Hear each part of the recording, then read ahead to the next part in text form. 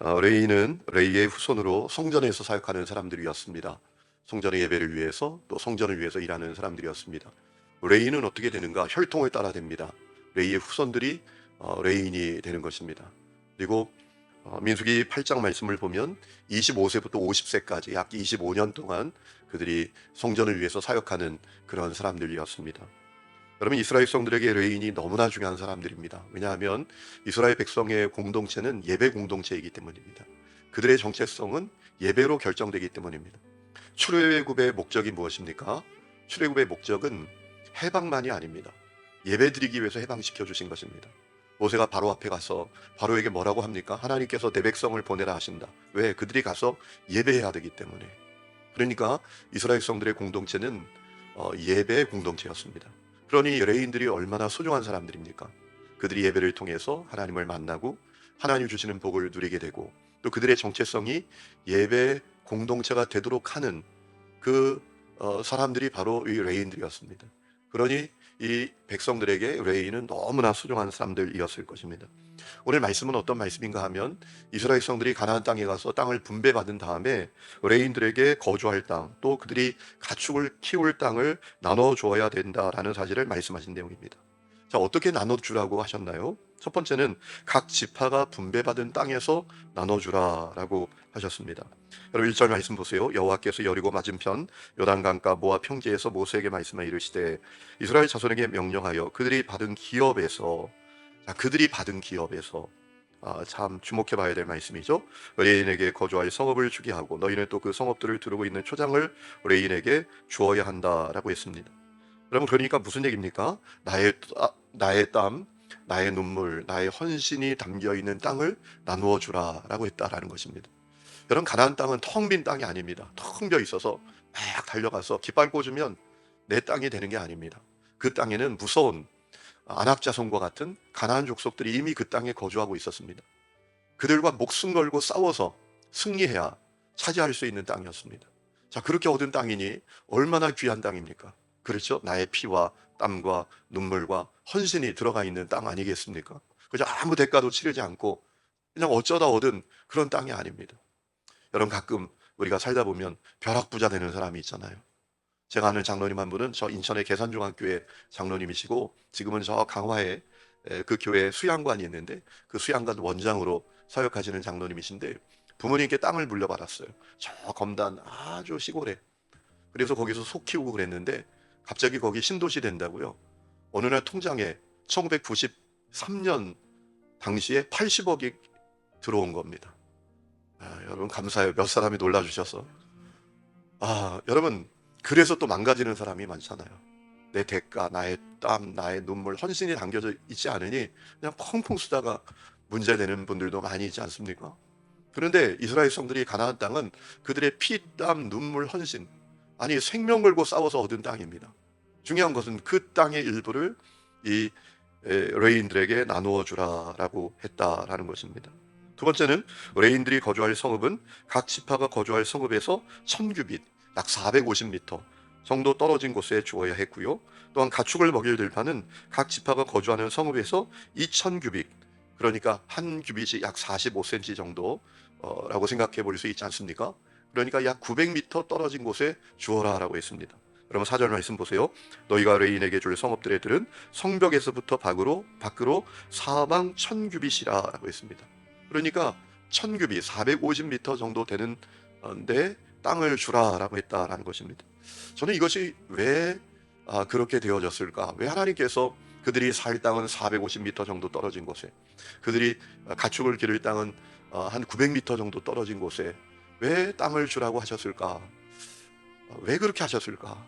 라는 것을 생각해 보았습니다. 여러분, 왜 그렇게 하라고 하셨을까요? 아주 중요한 이유가 있습니다. 뚝 떨어진 땅, 외진 땅, 쓸모없는 땅 주지 말고 귀한 땅 주라라는 것입니다. 여러분, 그들이 사는 땅, 가장 좋은 곳에 살지 않겠습니까? 자, 여러분 생각해 보세요. 유다 지파가 땅을 분배받았어요. 그 넓은 땅 가운데에서 가장 좋은 곳에 거주하지 않겠습니까? 그렇잖아요. 여러분도 그러실 것 같으시죠? 별로 그렇잖아요. 그죠? 저라도 그럴 것 같아요. 내가 분배받은 땅 가운데, 내가 차지한 땅 가운데 가장 좋은 곳에 성을 만들고 거기 살 것 같아요. 거기서 450m 떨어진 곳에 주라라는 얘기는 뭡니까? 그들에게도 좋은 땅 주라라는 얘기입니다.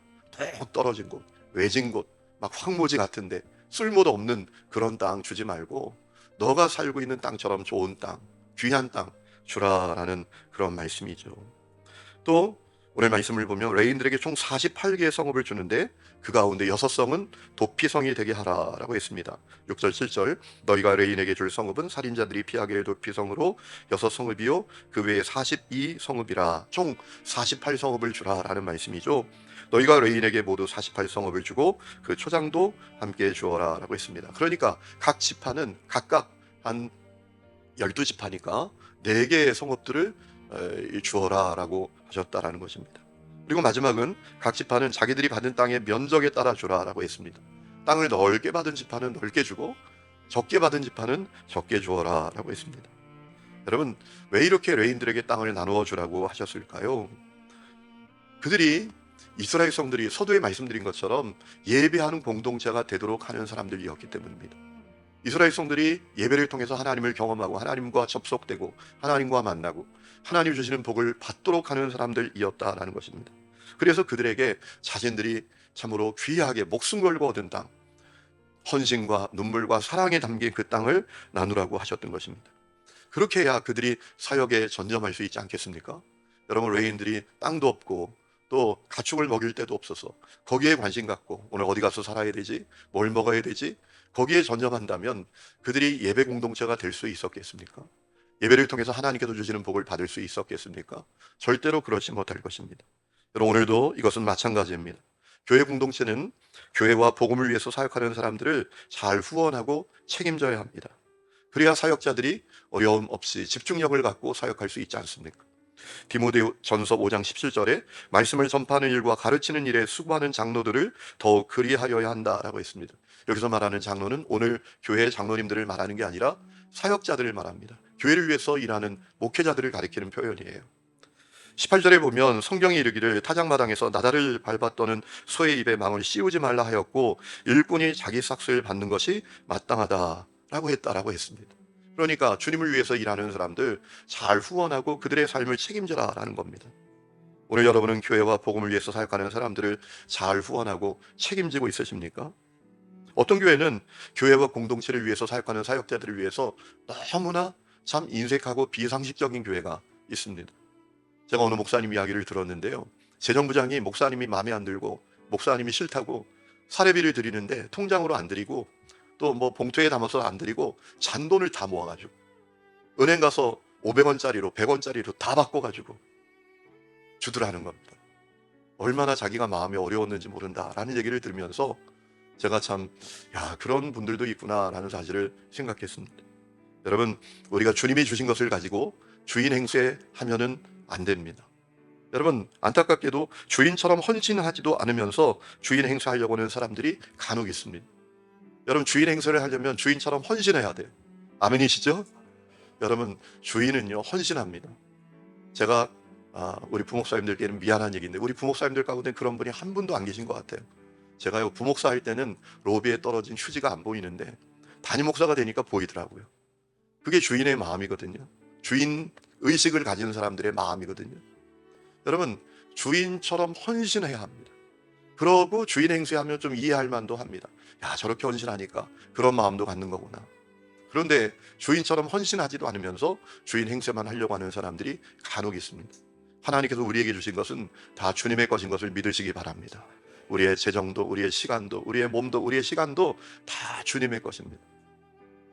그렇기 때문에 가장 은혜로운 교회는 성도들은 어떻게 하든지 목회자들에게 더 주려고 하고 또 목회자들은 어떻게 하든지 덜 받으려고 하는 그런 교회가 되어야 합니다. 저는 우리 교회가 그런 교회가 되기를 축복합니다.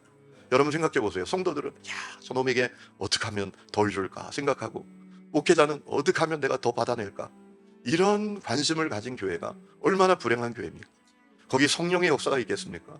주님이 일하실 자리가 있겠습니까? 너무나 안타깝죠. 제가 어제 미국 UMC 연합감리교회에서 사역하시는 제 동기 목사님, 전에도 한번 우리 교회에 와서 설교를 하셨던 도상원 목사님, 이분이 얼마나 훌륭한 분인지요. 체격도 훌륭하고 그 옆에 제가 서면 제가 왜소해 보인다니까요. 얼마나 체격이 장고한지 기골이 장대한지 목소리도 좋고 아주 말씀도 잘 전하고 뛰어난 지도력이 있어서 미국 연합감리교회 감독 후보까지 올라갔던 그런 분입니다. 지금 감리사로 일합니다. 미국 감리사님들은 개교회를 맡지 않더라고요. 8년 동안 이제 교회를 치리하는 역할만 하시더라고요. 어제 아침에 만나서 함께 교제하고 식사를 했는데 이런저런 얘기하는데 미국 교회 얘기를 하더라고요. 여러분, 미국 교회는, 미국 연합감리교회는 목사님들이 이제 목사 안수를 딱 받으면 1년에 6만 4천 불을 주게 되어 있답니다. 그 의무적으로 주게 되어 있대요. 우리 돈으로 한 9천만 원 가까운 그런 사례를 한다라는 겁니다. 물론 미국에서 그 돈은 그렇게 큰 돈이 아니죠. 그런데 사택이 있고 또 그 정도 생활 사례비 받으면 충분히 살 수 있지 않습니까? 근데 그것은 의무적으로 그렇게 한다라고 해요. 한 교회가 그렇게 하지 못하면 두 교회가 그렇게 안 돼요. 그렇게 할 수 있어야 교회 담임을 파송해 준다라는 겁니다. 한 교회가 그렇게 할 수 없으면 뭐 두 교회 묻고 세 교회 묻고 그렇게 해서라도 이제 목회자의 그 삶을 철저하게 보장해 준다라고 하더라고요. 그렇게 해야 또 안정적으로 사역하고 또 부정적인 얘기도 하더라고요. 그렇게 하니까 또 열심히 안 하는 사람들이 너무 많대요. 예, 그래서 또 그게 문제인데, 여러분, 중요한 사실은 오늘 말씀을 보면 레위인들을 귀하게 여기라라는 것입니다. 자기들이 하나님 앞에 예배 공동체라는 정체성을 갖도록 하는 그들, 예배하면서 하나님 경험하고 하나님께서 주시는 복을 받도록 하는 그들을 귀하게 여기라, 또 그들의 삶을 책임지라 라는 말씀이에요. 여러분, 그런 교회가 되기를 주의 이름으로 축원합니다.